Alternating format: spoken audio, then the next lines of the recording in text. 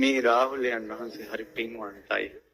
මක් නිසාද රාහුලයන් වහන්සේ ආහාපුරා කියලා ඇස්සරලා අම්මා දිහා බලනකොට සරුවාභරණින් සැරසිච්ච අම්මා කෙනෙක් නෙවෙයි දැක්කේ කාමයේ අතහැරපු අම්මා කෙනෙක්. හවුද නැද්ද? තාත්තා විදිහට දැක්කේ බුදු කෙනෙක්. ඊයස් කොච්චර පින්වන්තද? ඊයස් කොච්චර පින්වන්තද? මම නම් ආසයි නිස්සංගල දිහා බලන්න.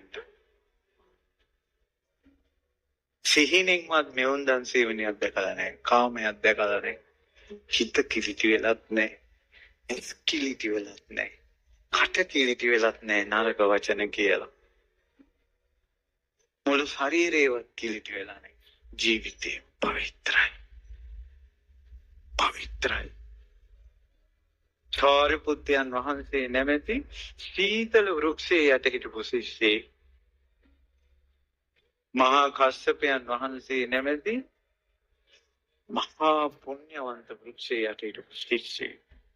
අපේ බුදුරජාණන් වහන්සේගේ බුද්ධ පුත්‍ර රාහුල භද්‍රයන් වහන්සේගේ විහිර හැදෙනවා. පිවිතුරු දිවියක් කැමති හික්මෙන කැමති දරුවනේ බල හොයාගෙන ඵලයල්ලා ඒ විහිර. ඔය අතින් එක ගඩොලක් හරි තියපල්ලා මටත් පිවිතුරු කම ඕන කියලා. ඔය ඇස් කිලිටි වෙච්ච ප්‍රමාණය ඇති දැන්. හිත කිලිටි වෙච්ච ප්‍රමාණය ඇති. අද කාලේ අම්මලා තාත්තලා රණ්ඩු සරුවල් වෙනවා. ගහ ගන්නවා, බැන ගන්නවා. නානා විගඩන් ඇස් වලින් දරුවෝ දකිනවා. ඒ රාහුලයන් වහන්සේ කොච්චර පින්වන්තද? දැන් ඒ වගේ පවිත්‍ර මුනිවරු සදාම් රාජ්‍යයේ සැරිසරුවේ.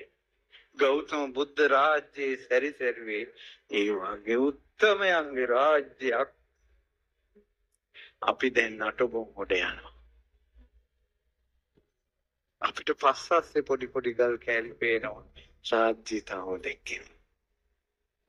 තවම සදහන් රාජ්‍ය දෙකෙන්.